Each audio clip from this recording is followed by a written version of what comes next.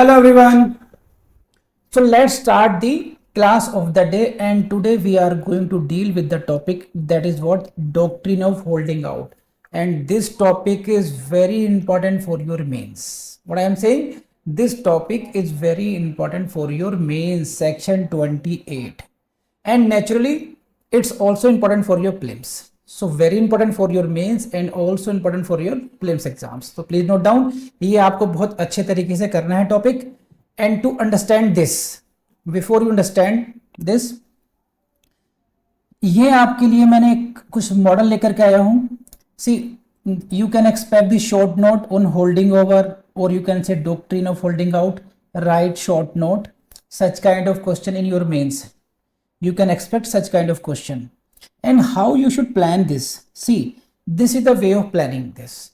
When you are writing a short note or when you are writing a mains question, you should do like this. So this is the doctrine of holding out, and you need to cover section 28, you need to cover section 32, clause 3 here. Then you will have to explain the meaning with example. Then you have to explain the basis of liability. Then you have to explain the legal point on fraudulent intention, then on motive, then knowledge, whether it is applicable in the case of tort, what is the position of retired partner, what is the position after the death of a partner. So these are the few points. And again, which are the case laws? Oriental Bank case, Munton, Glorious, Scarf versus Jardine.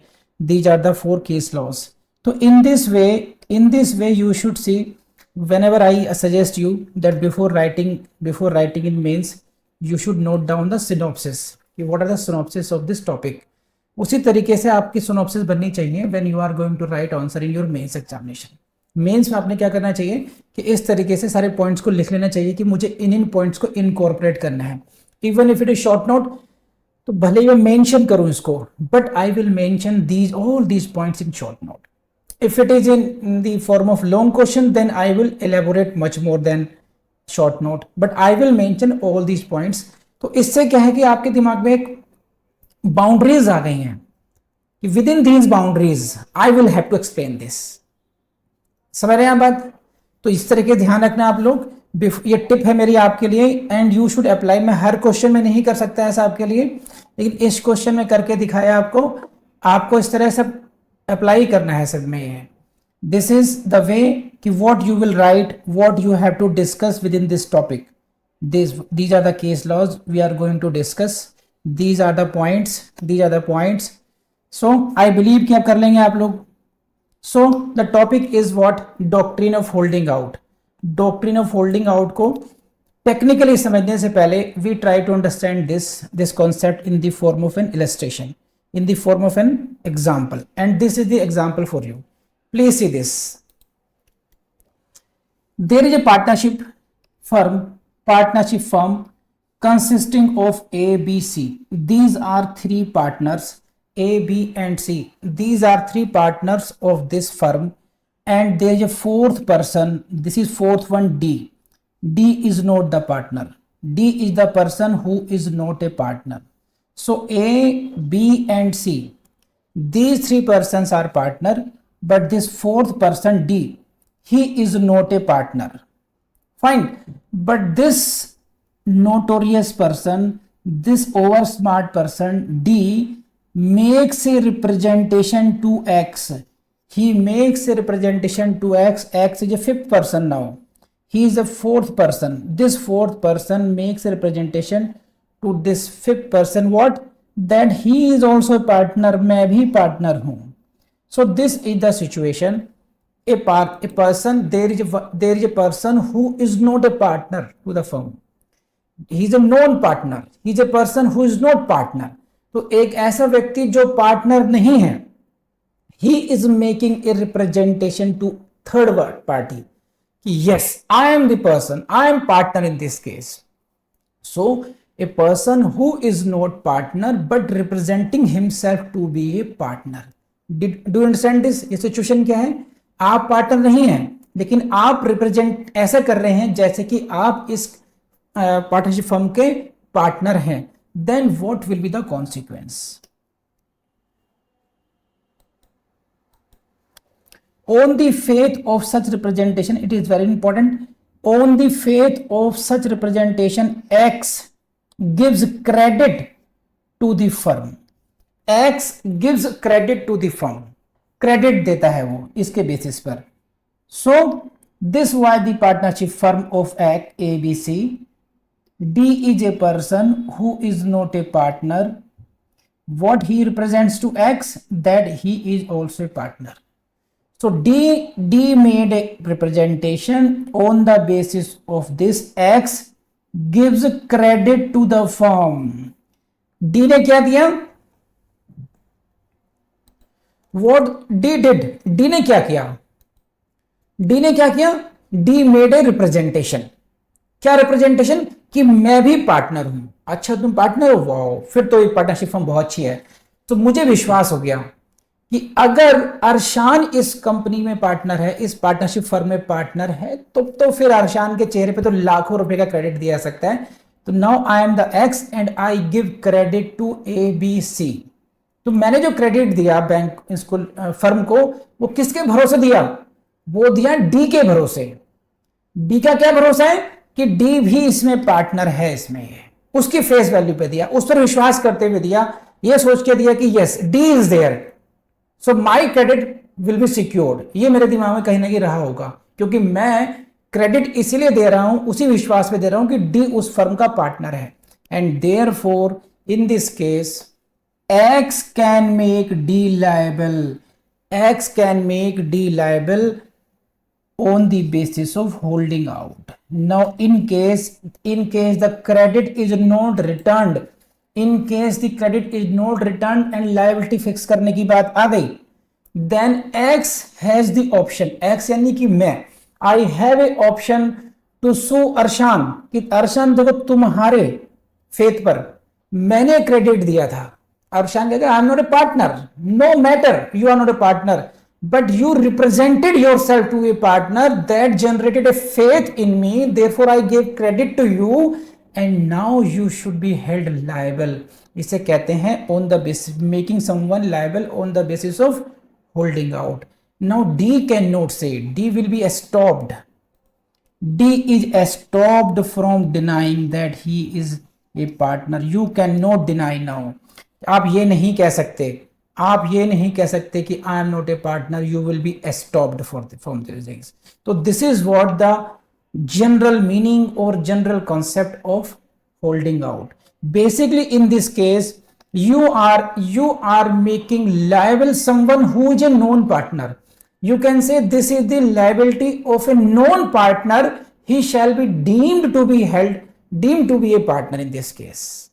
So I believe this is all about what making someone liable as a partner who actually is not a partner, and the basis of that liability is what, that he represented himself to be the partner.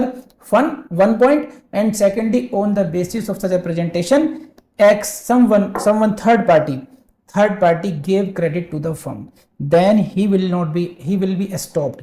Law of estoppel will be applicable against him. He cannot say I am not the partner and I am not liability. He will be held liable for this. So please let me know, did you understand this or not? This is the general concept of holding out. So basically this is doctrine of holding out. The person who is not a partner, he is held to be held out. He is held out or deemed to be a partner. He is the person who is not a partner, he is deemed to be a partner. उसको partner माना जाता है, और he is held out to be a partner. And for what purposes? For the purposes of his liability, for the purpose of his liability towards a third party के प्रति उसकी liability के लिए. ठीक है. And what is the basis? On the basis of application of law of estoppels. So please don't forget all these words. So this is all about doctrine of holding out. Why he is held out? Because if such person creates an impression किस बात का? किसमें? In the mind of the third party. Third party के mind में उसने impression create किया। Impression क्या किया? Create that he is also a partner. कैसे किया उसने ये सब? ये बाय हिज रिप्रेजेंटेशन, रिप्रेजेंट किया। रिप्रेजेंट के बेस पे क्या किया? On the basis of this representation this third party gives credit to whom? Gives credit to the firm. तो keywords are that he is representing and on the basis of that third party is giving credit to the firm. On what basis? On the basis of the representation of the person. ये कौन सा व्यक्ति है? ये व्यक्ति वो है जो कि पार्टनर नहीं है। This is the person who is not a partner. तो this is final conclusion. This is a person. ये कौन है? He is not a partner. He is creating an impression. Impression किस बात का? कि वो पार्टनर है। और ये इंप्रेशन कैसे क्रिएट किया? क्रिएट किया उसने रिप्रेजेंटेशन के द्वारा। ठीक, then what will the fall out? He is held out to be a partner. उसको पार्टनर माना जाएगा किस पर्पज के लिए? For the purpose of his liability towards the third party. तो this is all about repetition पे repetition of the doctrine of holding out. तो I have explained you the meaning of the holding out. I have given you one illustration to clear this concept and I believe यही है सब कुछ. अब जो होगा अगले वाले लेक्चर में, नेक्स्ट कमिंग लाइंस में, वो होगा उसका लीगल एंड टेक्निकल एनालिसिस. इसका बेस क्या है? सेक्शन 28 की रीडिंग एंड दी और जो अलग लीगल पॉइंट्स हैं on the basis of case laws. तो हम लोग बढ़ते हैं अब आगे. Now we should discuss section 28 and this is section 28. एक बार देख लीजिए आप भी अपने ब्रैकेट में 1 मिनट के लिए. Come to section 28 now and please note down, this is the first question. This is the first question for your prelims. Which section deals with the holding out? Which section deals with the doctrine of holding out? It is section 28 P4 prelims. Question लिख लीजिए, यहीं से question आएगा. Now this is the Barak language. anyone कोई भी व्यक्ति, anyone who by words or by conduct, please note down, highlight कीजिएगा इस तरीके से. Who by words may be spoken, words may be written. ठीक, who anyone who by words which may be spoken, which may be written or by his conduct. तो पहली line को हम बोलते हैं इधर एक्सप्रेसली और कंडक्ट का मतलब इंप्लाइडली. तो you can say anyone who expressly or impliedly represents himself. Number 1 please देखना, ये डायरेक्ट रिप्रेजेंटेशन हो गई. और knowingly permits himself to be represented to be a partner in a firm. अब इसी को समझते हैं. देखिए section 28, anyone who either expressly or by impliedly. Expressly क्यों कह रहा हूं? Because they have written the words by words. When you say he is representing by words, it means he is expressly representing this by words. Words may be spoken words, words may be written words. That doesn't matter. तो expressly, conduct क्या क्या होता है? Impliedly हो गया. तो anyway, expressly और impliedly he is representing himself.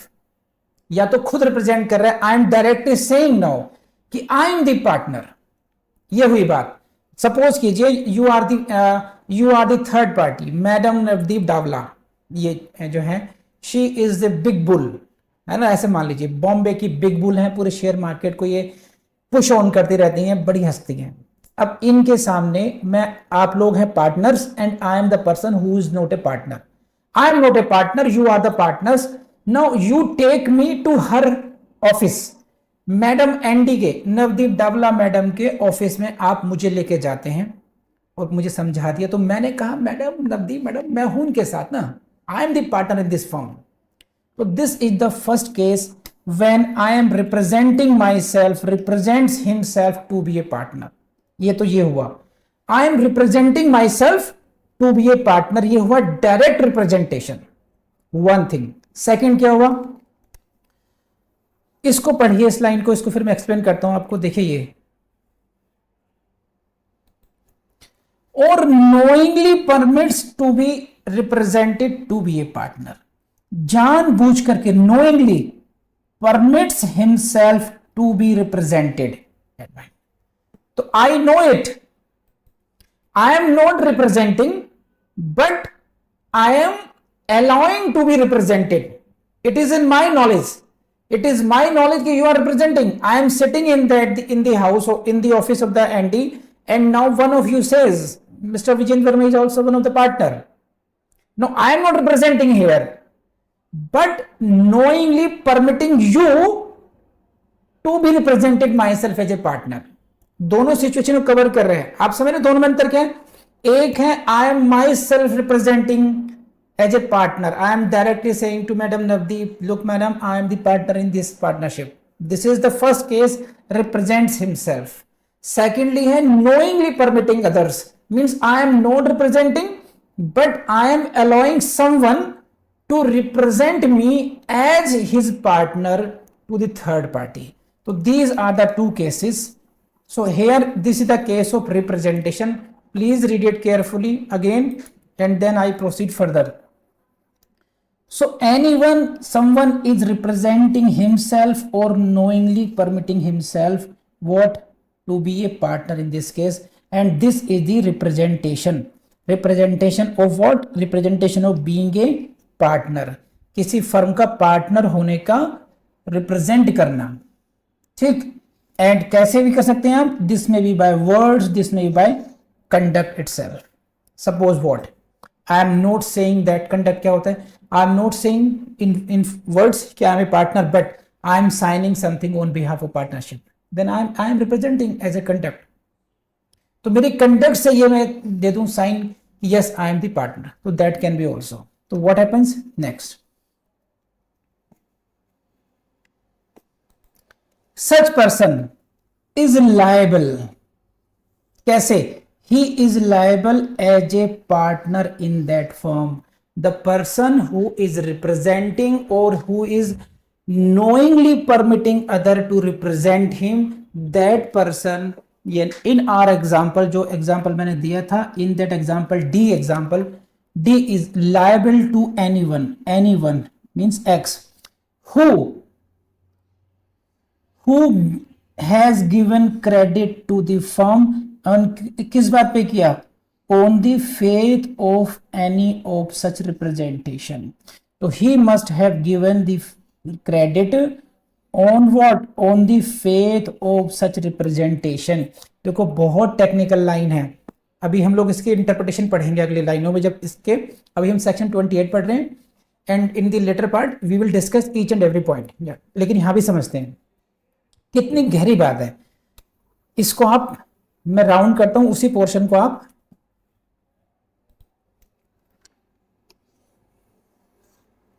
Who has given credit, केवल ग्रीन सर्कल को पढ़ना आप, और इसके साथ भी इस तरीके से who has given credit to the firm. Who has given credit to the firm on the faith? It means what? If he has given credit to the firm, अगर उसने फर्म को क्रेडिट दिया हो, but not on the faith of such representation.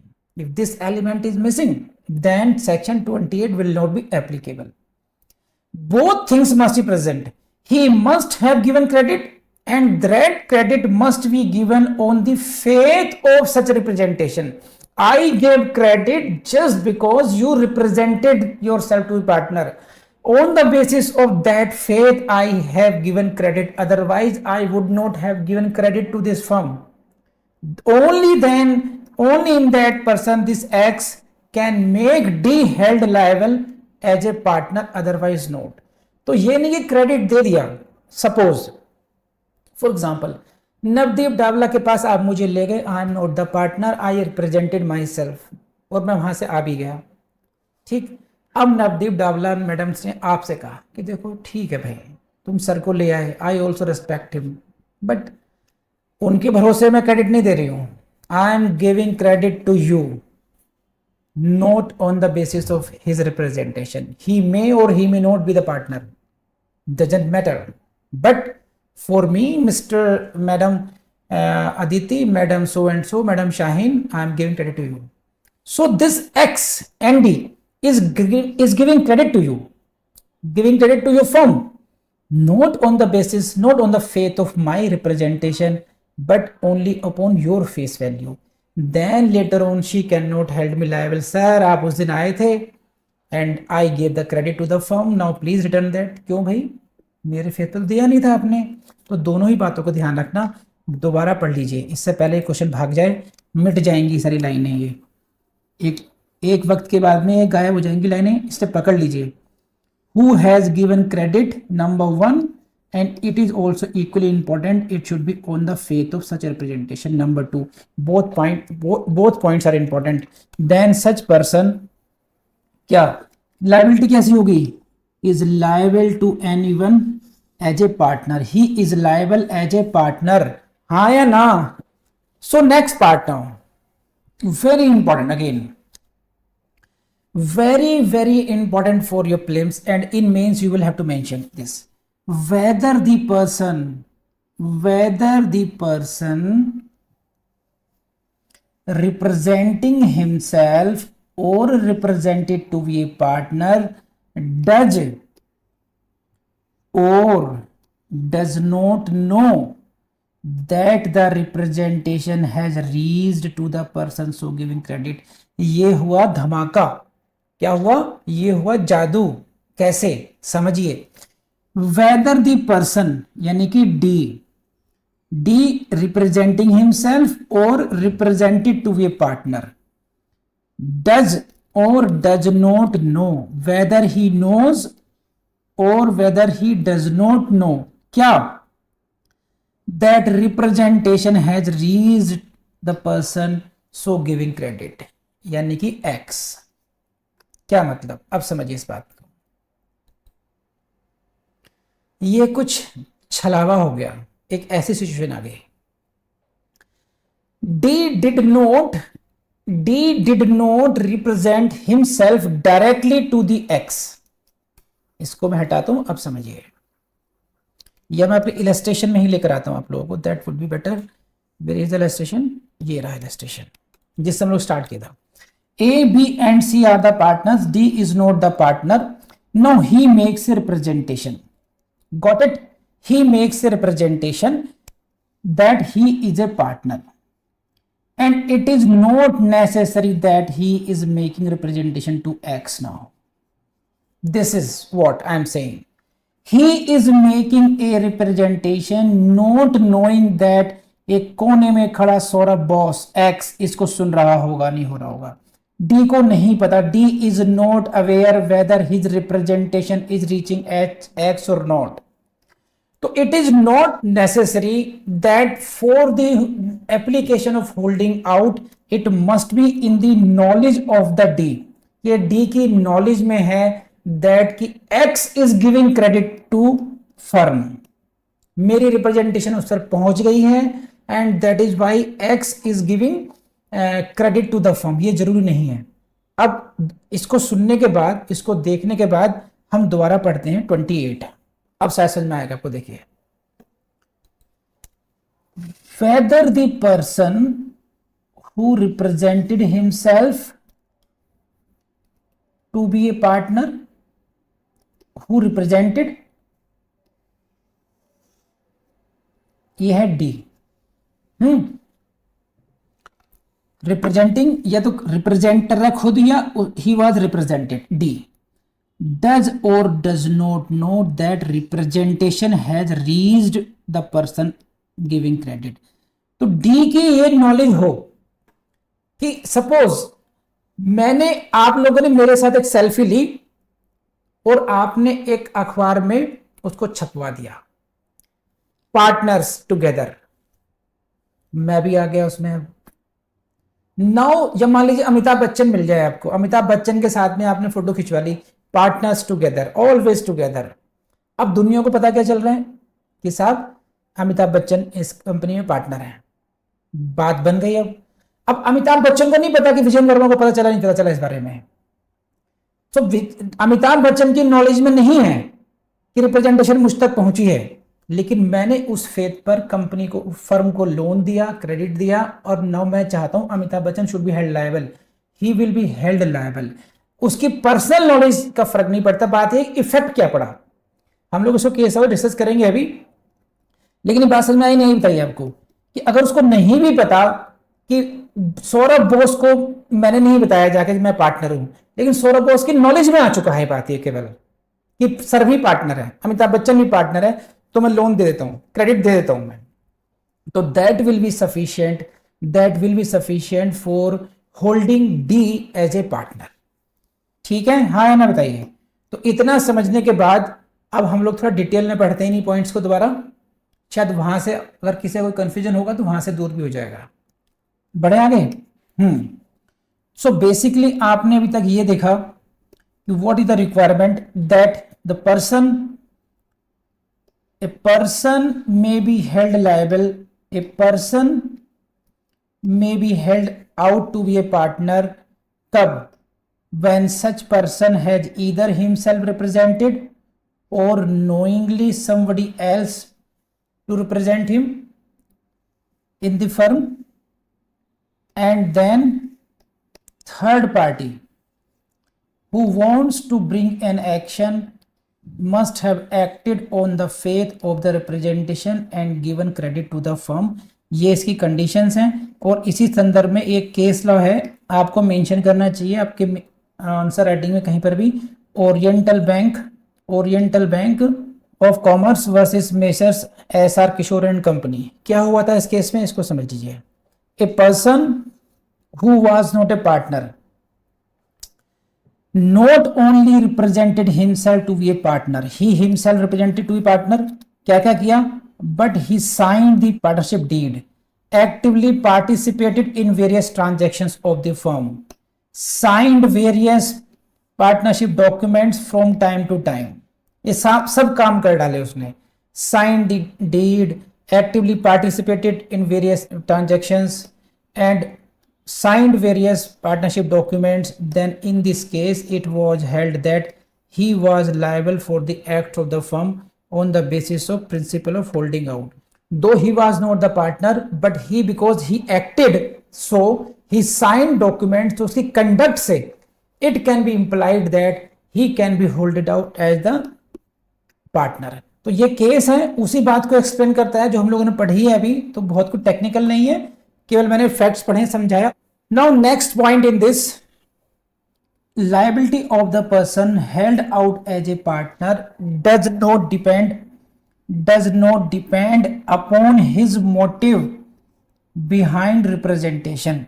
You please see this in the earlier initial lines, पहली line में मैंने आपको कुछ समझाया था, और वो ये रही बात कि ना आपको इन सभी पॉइंट्स पर सोचना चाहिए, है ना, कि मीनिंग एग्जाम्पल के साथ हो गया, बेसिस ऑफ लायबिलिटी हो गया, लॉ ऑफ एस्टोपल हो गया, है ना, मोटिव के पॉइंट पर क्या है, मोटिव को देखना होता है, तो मोटिव के ही पॉइंट पर हम लोग आ गए यहाँ पर। अब ये that liability does not depend upon his motive behind representation but on the fact of giving credit by the third party on belief of such representation, fraudulent intention is not required to mislead the another person। अब समझिए क्या है, क्या मतलब इस बात का। Question अगर ये आ जाए आपसे कि क्या ये जरूरी है कि एक जो व्यक्ति, हमारे एग्जांपल है जो डी है, weather he must be having bad motive, fraudulent intention for his liability? The answer is no। यहां पर जो यही डिफरेंस आपको करना पड़ेगा, और यहां पर हो सकता है you can expect a technical question in your prelims exam और in mains like in Haryana. क्या व्हाट, कि जो basis of liability of D है, नॉन पार्टनर की जो लायबिलिटी है उसके लिए उसका bad motive, guilty intention, fraudulent intention is not required. It is not required that there should be any kind of bad motive. Motive है ही नहीं, बेसिस क्या है उसका, इस पर फोकस रखते हैं। जो लायबिलिटी है इस व्यक्ति की, हु इज दिस व्यक्ति, non partner. In our example we have, I have given him the name D, he is D, non partner है। उसकी लायबिलिटी क्यों है? एक ही बात पर है, ही रिप्रेजेंटेड और allowed someone represented and on the belief of such representation, उस रिप्रेजेंटेशन के बिलीफ पर, उस पर विश्वास करके the third party gave credit, credit is given by the third party. Why? On the belief of that representation. आपकी बहुत सद्भावना थी, आप निर्दोष थे, आपके एकदम सतयुगी व्यक्ति हैं, कोई दिक्कत नहीं, आपने जिंदगी में कोई कुकर्म नहीं किया, कोई बात नहीं, लेकिन प्रभु आपकी रिप्रेजेंटेशन के चक्कर में मैं मर गया। मैं नहीं कह रहा हूं आपकी फ्रॉडुलेंट इंटेंशन थी, जरूरत ही नहीं है इस बात की, सिर्फ इतनी बात है, प्रभु इतना बता दीजिए आपने रिप्रेजेंट किया था अपने आप को कि आई एम द पार्टनर, बड़ा सीना छोड़ा कर रहे थे, तो आई am the partner this firm. नहीं, मैंने ऐसे कभी नहीं कहा। ओके, तुमने नहीं कहा, but you allowed to be represented as a partner. हाँ, यहां तक तो मैंने चुप रहा था। तो बस, if you knowingly permitted someone to represent you as the partner, now you will be held liable, because आपने तो हाँ में हाँ मिलाई थी, आप सिर्फ चुप रही थे, मेरा लाखों का नुकसान हो गया। On that representation I gave credit to this firm, now you should be held liable for this. I am not saying you are a fraud, your fraudulent intention is not required for liability under 28। समझ में आता है आपको? नहीं, fraudulent intention to mislead the person is not required. हाँ है ना Saurabh boss, समझ बात? So I explain this point, liability does not depend upon his motive, motive is irrelevant.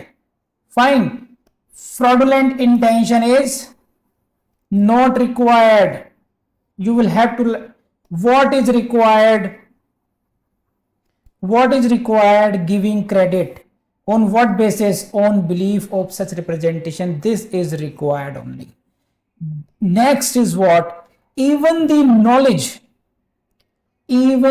knowledge of the person representing or represented as partner, that third person has given credit on the basis of such representation, is immaterial. This knowledge is immaterial.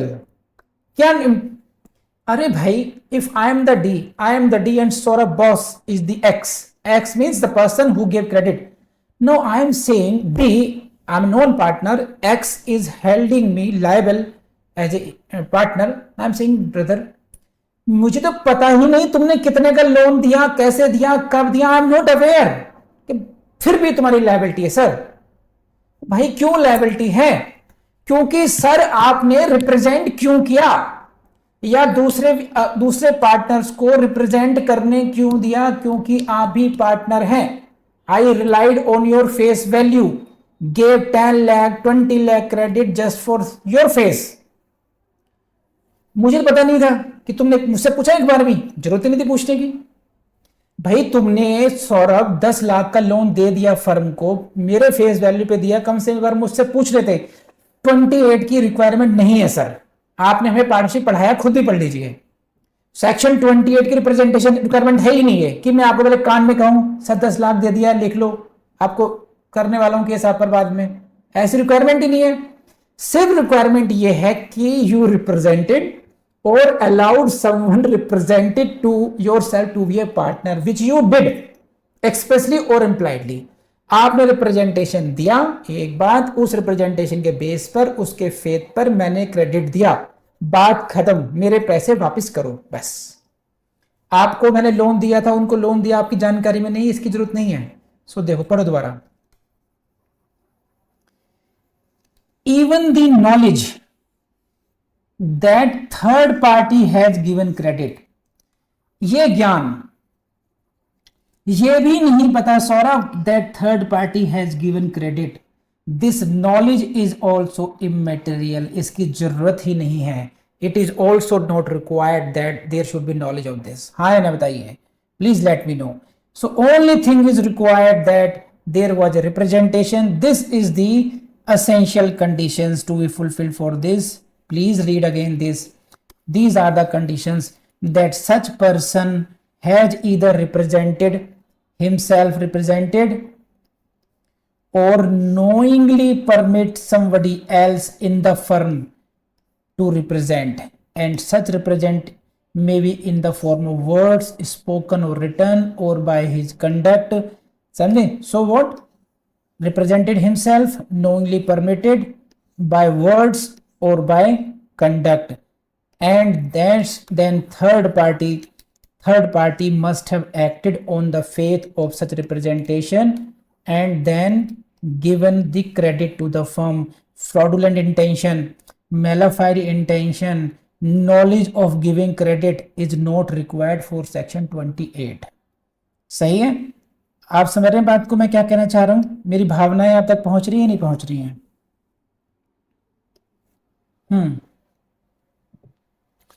However, for the liability to arise under this section, it is necessary that person to be held as a partner should have knowledge that he was being so represented. बस ये जरूरी है.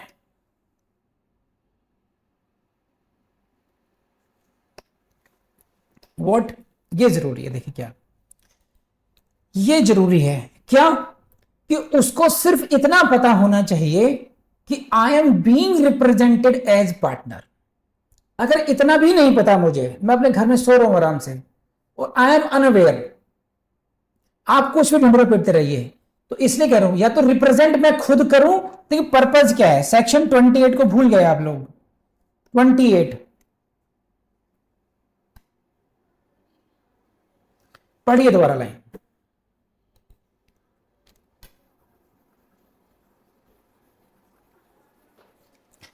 Either he himself represents himself, knowingly permits himself to be represented. This word is of utmost importance. At least it must be in his knowledge that he is being represented as partner. उसको इस बात का ज्ञान तो होना ही चाहिए कि मैं एज ए पार्टनर रिप्रेजेंट किया जा रहा हूं. वो अलाउ कर रहा है, नोइंगली परमिट कर रहा है कि ठीक है, नो प्रॉब्लम, जो करना है करो, मेरे मुंह से मत कहलवाओ बस. अगर ये नॉलेज भी नहीं हो, इसलिए मैंने कहा कि ये जरूरी है. It is necessary that person to be held partner should have the knowledge that he was being so represented, and if someone represents him as a partner without his knowledge, बिना उसकी नॉलेज के, then such person can't be held as a partner under this section. हाँ है ना? बताइए. Because the phrase is what? Knowingly permitted. Knowingly permitted. बोलो है ना? For example, अगर ये सिचुएशन हो, अमिताभ बच्चन को हम कहें कि he is a partner in Vidhi and he is not aware of this, फिर तो अदरवाइज तो दुनिया को लायबल ठहरा देंगे. At least it must be in the knowledge of the mister Amitabh Bachchan that he is being represented here. He allowed that representation. उसके represent इतने पर्याप्त है. ही नोइंगली परमिटेड अस. उसके बाद में किसी ने कितना क्रेडिट दिया कितना नहीं दिया, उसकी लायबिलिटी उन पर आ जाएगी. लेकिन अगर उनके पास नॉलेज ही नहीं है, अगर उनको विदाउट नॉलेज रिप्रेजेंटेशन हो रही है, तब उनकी लायबिलिटी सेक्शन 28 में नहीं होगी. He can not be held to be a partner. And for this example please go to Munton versus Rutherford. इसको समझने की कोशिश करते हैं. मुंटन वर्सेस रदरफोर्ड क्या कहता है? पढ़ते हैं फैक्ट्स. वन बैकविथ, ये भाई साहब हैं, one Mr Beckwith published a statement in a newspaper. एक न्यूज़पेपर में इन्होंने ये statement that he and Mrs Rutherford had formed a partnership. Mrs Rutherford and Beckwith की क्या हो गई है? एक पार्टनरशिप हो गई है. ये बात कहां आ गई? ये उन्होंने इस संबंध में एक स्टेटमेंट पब्लिश करवाया. कहां पर करवाया? न्यूज़पेपर में करवाया. क्या स्टेटमेंट है? कि I and Mrs Rutherford had formed a partnership मैंने और मिसेज रदरफोर्ड ने, हम दोनों ने मिलकर के एक पार्टनरशिप स्टार्ट की है। समझे? ये हुआ है, ये इन्होंने स्टेटमेंट पब्लिश कर दिया। The statement was false, Rutherford, Mrs Rutherford did not know about the same. यहां पर जो मिसेज रदरफोर्ड है वो शी इज अनअवेयर कि शी इज बीइंग रिप्रेजेंटेड, झूठी बात है, और इन मिसेज रदरफोर्ड को पता भी नहीं है। फिर क्या हुआ? It was held that Mrs Rutherford was not liable as a partner by estoppel और होल्डिंग आउट। हाँ है ना, बताइए। So this is what, because यहां पर मिसेज रदरफोर्ड की लायबिलिटी क्यों बची? She escaped from such liability because statement publish हुआ, देर वॉज रिप्रेजेंटेशन, रिप्रेजेंटेशन थी इसमें। What was the representation? That she is the partner, but she could escape from the liability because it was not knowingly permitted. The words 28 में जो है, section 28 के जो words हैं वो क्या है? knowingly permitted. Had she knowingly permitted herself to be a partner, she would have been liable. उनकी liability बनती इसमें, क्योंकि उनकी जानकारी में नहीं था। अपने आप तो उन्होंने छपवाया नहीं, तो पहली क्लॉज तो वैसे नहीं आई। She did not represent herself, again she did not allow someone, she did not permit someone to be knowingly to be represented, therefore this condition was not met against her, therefore section 28 could not be applicable against him, therefore she could not be held liable for that. So are you getting this point? Mrs Rutherford की liability क्यों नहीं आई? हाँ है ना, बताइए। Next point, important point again, mere carelessness,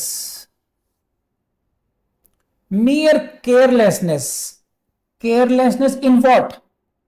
Carelessness in allowing oneself to be represented may not necessarily mean that he was knowingly permitting himself to be a partner as a partner. समझे? mere carelessness in allowing oneself to be represented as partner, क्या मतलब है इसका?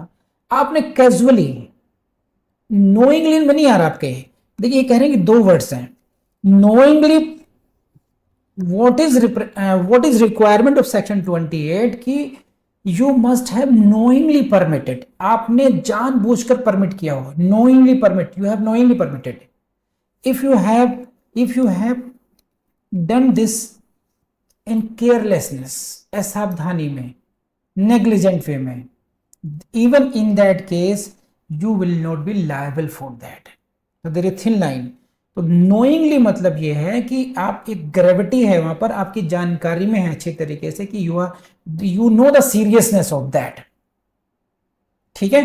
तो इन words को ध्यान रखना, कहीं ना कहीं प्लेन्स में अटक जाएंगे कि केयरलेसनेस के कैजुअली रिप्रेजेंट करना is not the requirement. What is the requirement? Knowingly permitting, this is the requirement.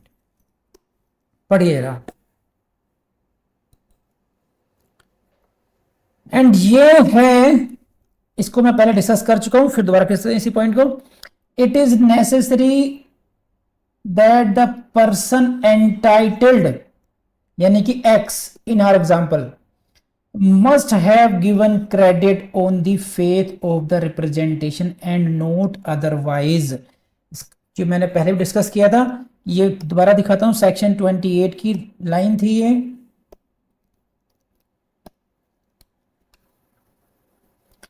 Who has given credit to the firm on the faith of such representation? If he has given credit, no problem. Yeah, this is the first requirement, this is the second requirement on the faith. But if second requirement is not fulfilled, then section 28 will not be applicable. वही point को समझाने की कोशिश की जा रही है कि रिक्वायर्ड एसेंशियल क्या है. It is necessary. What is necessary? It is necessary क्या? That he must have given credit on the faith of representation and not otherwise. And इसी के लिए हम लोग केस पढ़ते हैं Mrs Glorious Plastics Limited versus Lagate enterprises. क्या कहता है ये? A partner had retired from the firm, हालांकि कहीं और भी लग जाएगा लेकिन पढ़ लेते हैं इसको, लगाटे को पढ़ते हैं। क्या कहता है Lagate? He had retired from the firm 1982 and the question arose whether he could be liable towards a third party for an act done in 1985. So he retired in 1982. The act of liability was done in 1985. ठीक। It was found that he neither represented nor permitted himself to be represented, that he was a partner on his, जिस date पर वो act of liability हुआ है that is what 1985, on such date he neither represented, he nor represent permitted himself to be represented। वो कब partner था? he was partner till 1982। After that, an act of the firm was done on 1985, 1st March 1985, and on such date, when this act was done, he neither represented nor knowingly permitted himself to be। The question was that whether he could be held liable towards third party for this act। It was held that he could not be held liable for such act, as the third party had not given credit to the firm on the representation that he was a partner।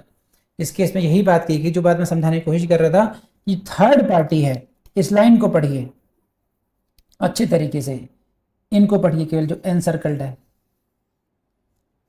Third party had not given credit to the firm on the representation that he was a partner। तो this is the gist of this। इसका यही है कि जो credit का on what basis you gave credit। if you have given credit on the basis of representation, then you can make such person liable। if you have given credit at your own without such representation, not on the faith of that representation, then you cannot make be liable। बस इतनी सी बात है, कितनी बार repeat करा लीजिए। Next is what? Next legal point, law point involve here is this tort। if the basis of an action is the tort, if the basis of an action is tort committed by the partners, the doctrine of holding out does not apply in this case। P4 prelims में question पूछेगा, mains में तो आपको mention करना ही होगा। if the basis of the action is tort, समझे, then doctrine of holding out does not apply in such case। so doctrine of holding out will be applicable only in contractual allied activities, not for the tort। Simple सी बात है, उन बातों को घोट लीजिएगा। Representation credit on the faith of such representation tort में नहीं होगा। Fraudulent intention not required, knowingly permit करेगा, केयरलेस अलाउ करने में उसकी लायबिलिटी नहीं बनती है। Bad motive not required, fraudulent intention not required. ठीक, नॉलेज, ये knowledge that someone is giving credit not required. What kind of knowledge required? Yes, knowledge that I am being represented as partner, this knowledge is required। तो जो legal points हैं उनको आप अपने notes ना लीजिए, 1 2 3 4 करके उनको जरूर घोट लीजिएगा इसमें बस। ठीक, तो आई बिलीव आपको समझ में आ रहा होगा ये सब। आगे बढ़ें। Come to the position of retired partner, whether retired partner can be held liable if a third party does not know, कौन से थर्ड पार्टी है ये? who knew of the existence of the partnership firm out of which one partner gets retired। third party is Saurabh Bose। Saurabh Bose is the third party and he knew about the partnership firm। He also knew that I have been the partner, इसका मैं partner रहा हूं, विजेंद्र वर्मा भी इसमें एक partner हैं। It was in his knowledge, लेकिन उसको ये नहीं पता कि वो ये पार्टनरशिप फर्म है, मेरा रिलेशनशिप है, that has come to end, मैं वहां से रिटायर हो चुका हूं, इसको नहीं पता है इस बारे में अभी। आगे, and gave credit to the firm, he can make the retiring partner also liable. तो मैं आपके लिए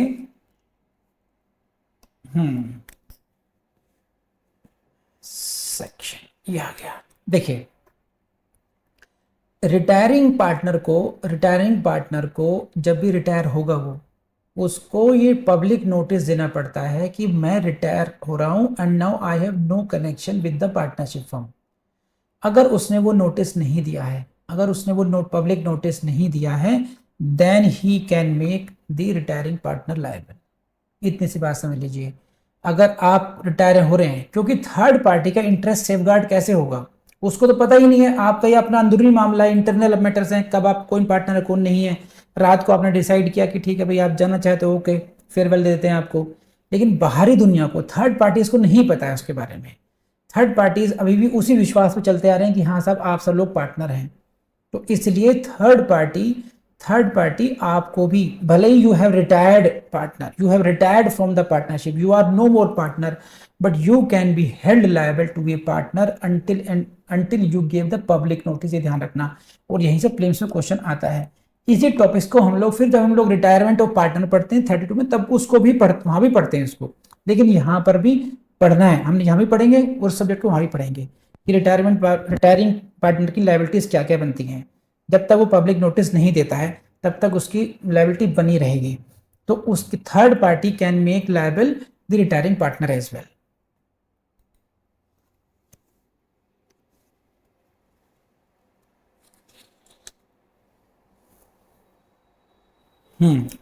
इसका उल्टा भी हो सकता है। If third party gives credit to the retiring partner, I am no more partner, I have retired partner, है ना, ठीक है, but I have taken credit, ठीक है, ही गिव्स क्रेडिट किसको, रिटायरिंग पार्टनर को, thinking him to be still a partner, then third party can make the continuing partners liable. ये क्या बात हुई, देखिए ये क्या बात हुई। अब इसका अपोजिट भी हो सकता है, यानी कि मैं पार्टनर नहीं था रहा, मैं रिटायर हो चुका हूं पार्टनरशिप फर्म से, लेकिन मैंने नवदीप डावला से लोन ले आया, क्रेडिट ले आया, और नवदीप मैडम ने सोचा कि ये तो पार्टनर है ही है, तो अब अगर पार्टनर समझते उन्होंने मुझे लोन दे दिया, तो ये जो अदर पार्टनर्स हैं, जो कॉन्टिन्यूइंग पार्टनर्स हैं, उनकी लायबिलिटी भी बनी रहेगी, उनको लायबिलिटी फिक्स कर सकती हैं, बिकॉज नोटिस नहीं गया है। और इसी रेफरेंस में आप एक काम कीजिए, सेक्शन 32 क्लॉज 3 है, इसको पढ़ लेते हैं। Notwithstanding the retirement of a partner from a firm, notwithstanding the retirement of a partner from a firm, भले ही एक पार्टनर रिटायर हो चुका हो, he and the partners continue to be liable as partners to third parties, उनकी liability continue रहेगी as partners, उसकी भी, he means जो रिटायर्ड पार्टनर है, and the partner means continuing partner जो हैं, उनकी लायबिलिटी बनी रहेगी, they continue to be liable as partners to the third parties until public notice is given of the retirement. इतना समझ लीजिए बस, until public notice is given of the partners retirement. So हाँ ना, बताइए। तो ये पोजीशन हुई आपकी रिटायरमेंट की। अब एक केस लॉ है स्कार वर्सेस जर्डाइन, इसको आप अच्छी तरह से समझ लीजिएगा, लीडिंग केस है, इसको मेंशन करना चाहिए। आपसे ऐसा ही पूछ लेंगे कि which out the following cases is related to the doctrine of holding out, P4 prelims में पूछेंगे आपसे। Which out of the following cases is related to this doctrine of holding out, ऐसे आ सकता है। स्कार वर्सेस जेडन के case के base पे कोई प्रॉब्लम्स आपसे मेन से पूछी जा सकती है, इसके फैक्ट्स पर आपसे प्रीलिम्स में क्वेश्चन पूछा जा सकता है। माई ड्यूटी इज ओवर, मैंने आपको बता दिया अच्छी तरीके से कि यहाँ पे गड्ढे मिलेंगे आपको, अब कूदना है या उसके अंदर गिरना है ये आपकी जिम्मेदारी है, ये ध्यान रखना।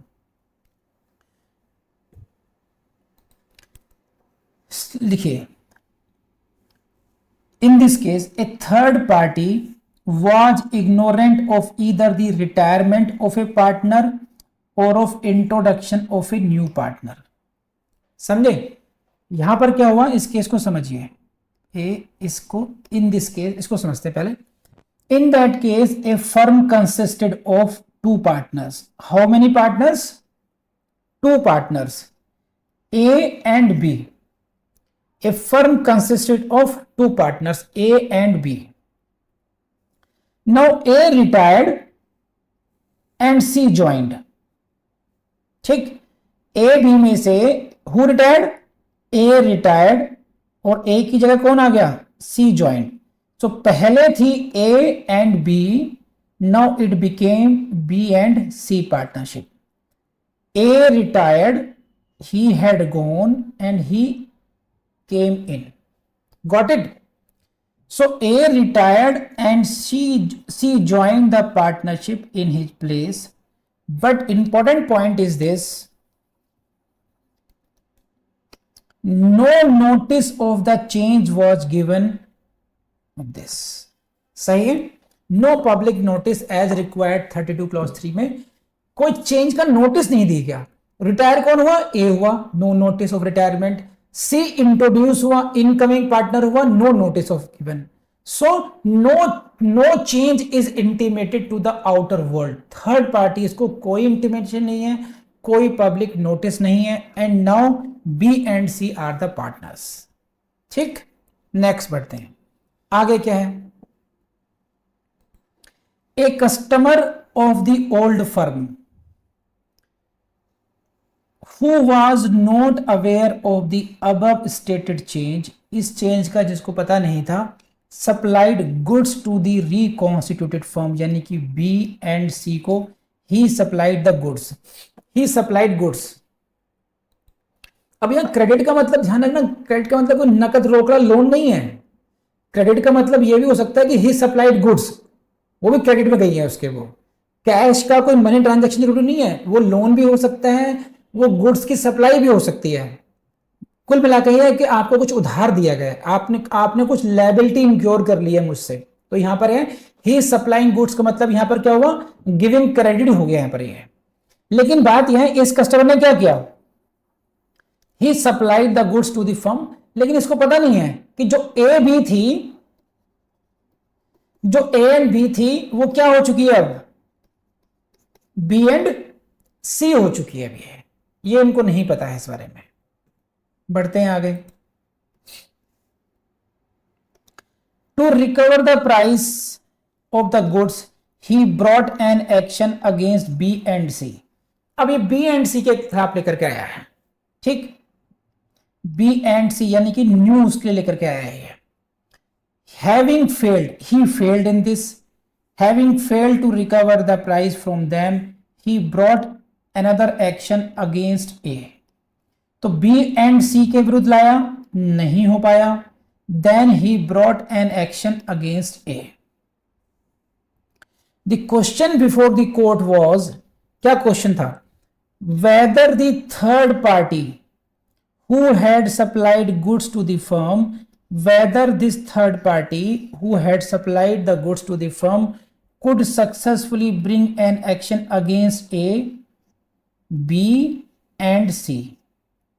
ये मेन क्वेश्चन था ये, कि क्या इनके विरुद्ध वो केस ला सकती है या नहीं ला सकती, ए बी एंड सी के विरुद्ध। यहां पर ये क्या हुआ इसमें?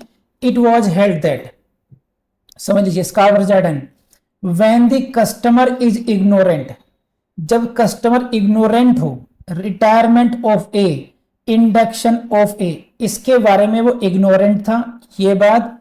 Then he has option to sue, उसके पास ये ऑप्शन था, ईदर ए एंड बी को सू करता on the basis of estoppel, उसके पास ये ऑप्शन था कि या तो वो ए एंड बी को पहली बारी उसको करता sue on the basis of estoppel, क्या कहता कि भाई साहब आप हो गए हैं रिटायर ए, लेकिन मुझे नहीं पता, I am not aware of this, for me तो आप ही हो, ए एंड बी ही हो, on the basis of estoppel करता, या he had option to B and C on actual facts. इसके पास दो ऑप्शंस थे, out of this he had elected to sue B and C, ठीक, बी एंड सी है, and this is the position, A never held himself as a partner along with B and C both.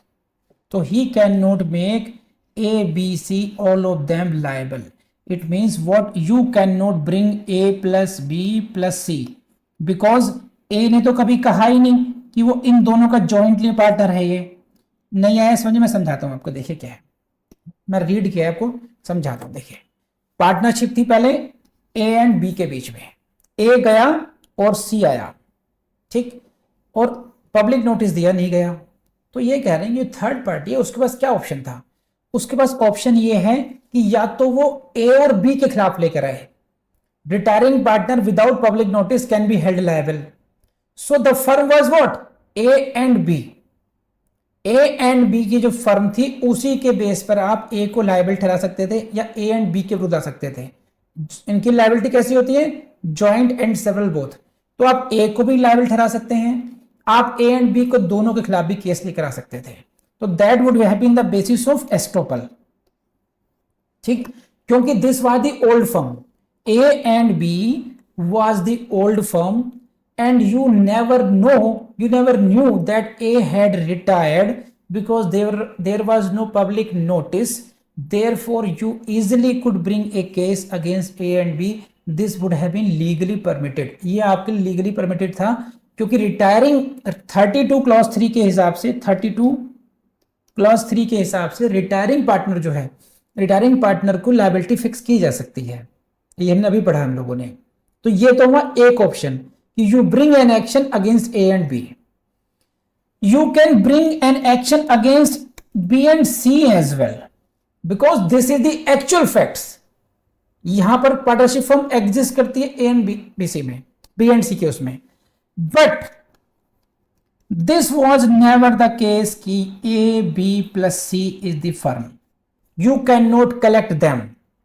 ए ने कभी नहीं कहा A was partner only with B. A was partner only with B, not with C. तो वो A जो partner है B के साथ तो था, लेकिन B प्लस C का पार्टनर कभी नहीं था। तो बेसिकली आप ये कर सकते थे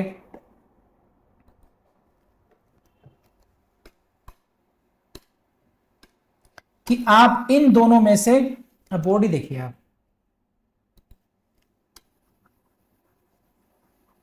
आप या तो ये करते हैं या फिर इनको सू करते हैं। अब क्योंकि आपने बी और सी को इलेक्ट सू कर लिया है, having elected to sue B and C, now you can not bring an action against A.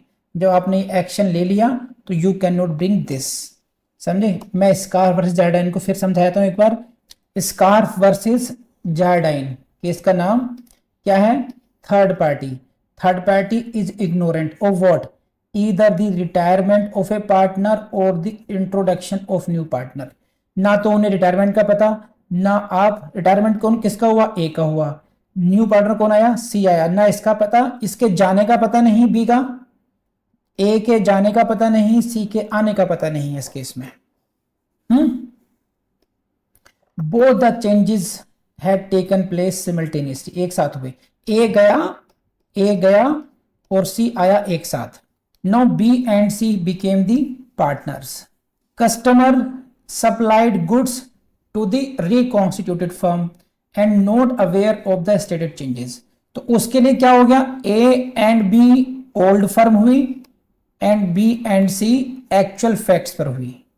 What he did, he brought action against B and C but failed। Then he brought against A। क्यों, वो क्यों ला रहा है ये कि साहब ये क्या कह रहा है साहब, ए प्लस बी प्लस सी, अब मुझे यहां से नहीं मिला तो जॉइंटली एंड सेवरली मैं इनके साथ लेकर आऊंगा, ए के साथ लेकर आऊंगा। तो क्यों लेकर के आएंगे आप, इसमें क्वेश्चन यही था टेक्निकल कि now you are bringing a second suit against A on the basis of relationship partnership. Court ने कहा कि ए को आप पार्टनर मान सकते हैं, यू कैन एज्यूम दो ही हैज रिटायर्ड, वो रिटायर हो चुका, लेकिन उसको फिर भी लायबल ठहरा सकते थे ए प्लस बी में कर सकते थे आप ये कि ठीक है because he has not given you notice therefore he can be held liable. But A was partner. देखो दोनों में अंतर है जो मैं कन्वे करना चाह रहा हूं और वो कन्वे हुआ नहीं अभी तक, मुझे पता है। देखिए इसको ऐसे समझिए, A is the partner of B but you can not say A is the partner of B and C. He was the partner of B, तो ए को you can make A liable along with B इस relationship में, partnership उसको देखो।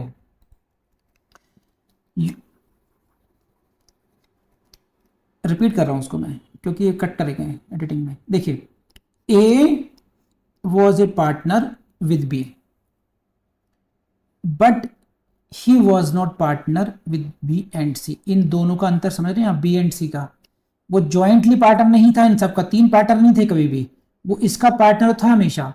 तो आप या तो आपका ऑप्शन था कि आप ए और बी को एक साथ लाते, ए और बी की पार्टनरशिप में से, तब आप कहते कि हाँ ए शुड बी लायबल और बी शुड बी लायबल। इस केस में आपके पास ऑप्शन था you can sue A, you can sue B और you can sue A and B both, इन दोनों कर सकते थे इस केस में आप।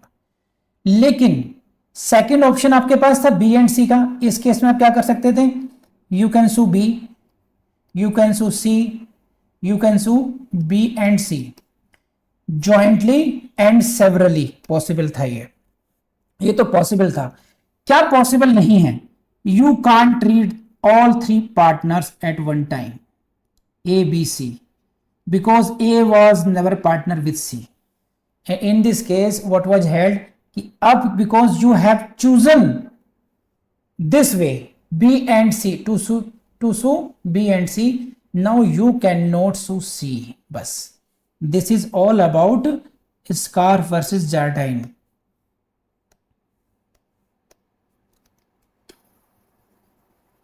After having elected to sue B and C, B और सी को सू करने के बाद में ही can not bring an action against A. Got it और नॉट, बात समझ में आ गई नहीं आ गई। एंड लास्ट पॉइंट आ रहा है बस ये डेथ का, death of a partner. And for that purpose you will have to read the remaining part of section 28, section 28 clause 2।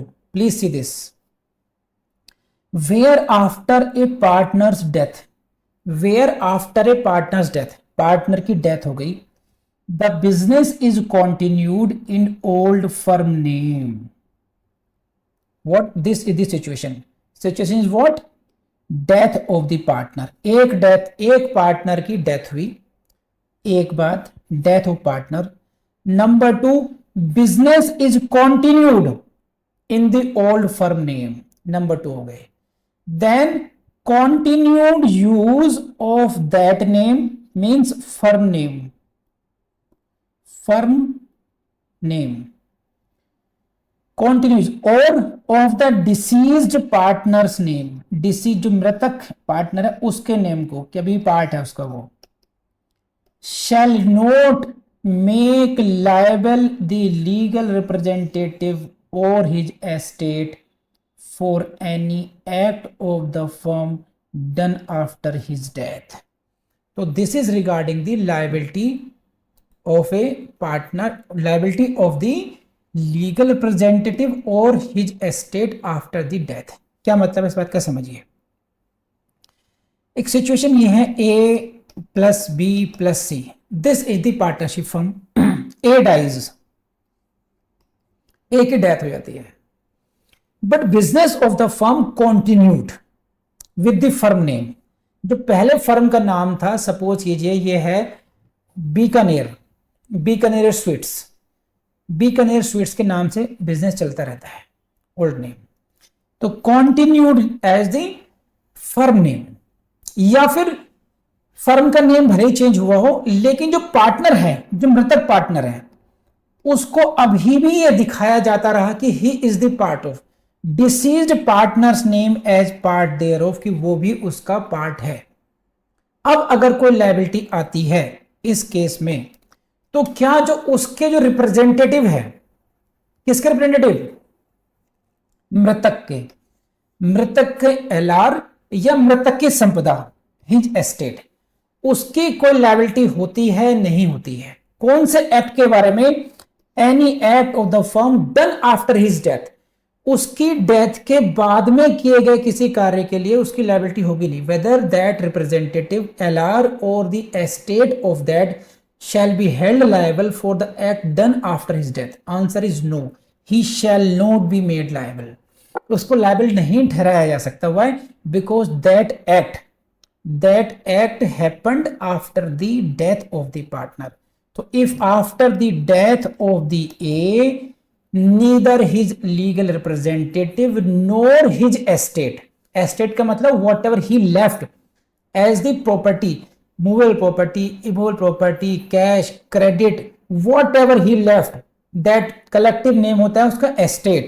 estate का मतलब होता है, सपोज देखिए A died, he left house, तो ये हुआ immovable property. he left a car, ये हुई movable property. he left some cash in bank. He had given credit to D, जो उधार लोन दे रखा था, क्रेडिट टू D, ये भी हुआ. ज्वेलरी जो मूवल प्रॉपर्टी में आ गया. इन सब का अगर हम एक ही नाम दें, इन सबको इमूवल प्रॉपर्टी, कैश वगैरह, इन सबको उसको हम बोलते हैं एस्टेट. समझे? अदरवाइज हम कहेंगे इमूवल प्रॉपर्टी, मूवल प्रॉपर्टी, ये ऐसी कैटेगराइजेशन होगी. तो estate is the collective name of all kind of properties of the deceased. ठीक. तो ये कह रहे हैं कि what will be the liability of whether the legal representative, ये है हप्पू सिंह, पार्टनरशिप मर गए, इनके दोनों ठैया थे, तो जो उनके लीगल रिप्रेजेंटेटिव हैं, क्या उनकी लायबिलिटी बनती है after the death work act के लिए? Liabilities no. क्या हप्पू सिंह की जो प्रॉपर्टी है, एस्टेट है, उसकी कोई लायबिलिटी बनती है? Answer is no. Shall not make liable of itself. हाँ ना, बताइए. तो after the death no liability. Death of a partner, on the death of the partner there is automatically dissolution of the firm unless there is a contract. उसको छोड़ दीजिए सब, यहाँ पे कोई लायबिलिटी नहीं बनती है. Legal representative does not become liable for the act of the partnership. ठीक. Even though no public notice is given. तो इट इज ऑल अबाउट, ये नोट्स आपको मिल जाएंगे आपके इसमें. I have finished this topic. Come on.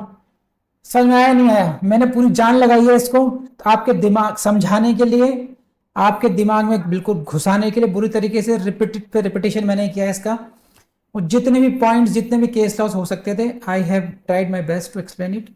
तो दोस्तों, क्लास कर ली आप लोगों ने, और मुझे पूरी उम्मीद है क्लास आपको पसंद आई होगी. अगर ऐसा है तो प्लीज़ लाइक जरूर कीजिएगा. अगर आप लाइक नहीं करते तो हमें आइडिया नहीं लगेगा कि आपको हमारी क्लास पसंद आई है नहीं आई. कमेंट कर देंगे, बहुत अच्छी बात है. शेयर कर लेंगे दोस्तों से तो और भी अच्छी बात है. और जरूर सब्सक्राइब जरूर कीजिएगा, हमारे नोटिफिकेशंस अदरवाइज आप तक पहुँचेंगे नहीं. और इसी के साथ साथ मैं आपको बताऊँ, हम लोग ने कोशिश ये की है, हमने एक कोर्स डेवलप करा है, वो हमारे ऐप पर मिलेगा आपको. विधि जुडिशियल एकेडमी के एक ऐप पर हम लोगों ने कोर्स डेवलप किया है कि भाई कुछ ऐसा दीजिए स्टूडेंट्स को कि वीडियोस उन्होंने कवर कर लिए हमारे यहाँ से, यूट्यूब से कर लें भले ही वो, लेकिन उनको एमसीक्यू प्रैक्टिस करानी है ना, एमसीक्यू टेस्ट की प्रैक्टिस करनी है, उनको लगातार करनी है. वो पॉसिबल नहीं है यूट्यूब पर. तो इसलिए उनको हम वो सारे टेस्ट दे दें जिनको हम रेगुलरली आगे भी अपडेट करते रहेंगे. नंबर 2, हम उनको ऐसे नोट्स दे दें जो वन लाइनर नोट्स होंगे, याद करना आसान होगा. अगर उसको डाउनलोड करके अपने मोबाइल में ही रख लेंगे तो उनके लिए बहुत हेल्प हो जाएगी. तो ऐसे ऐसे कोर्सेज को हम लोगों ने डेवलप किया है अपने ऐप पर. और उनकी जो फीस कह लीजिए, जो कॉस्ट रखी है, वो केवल ऐसी रखी है जैसे कि आपकी लॉ की बुक्स की आती हैं.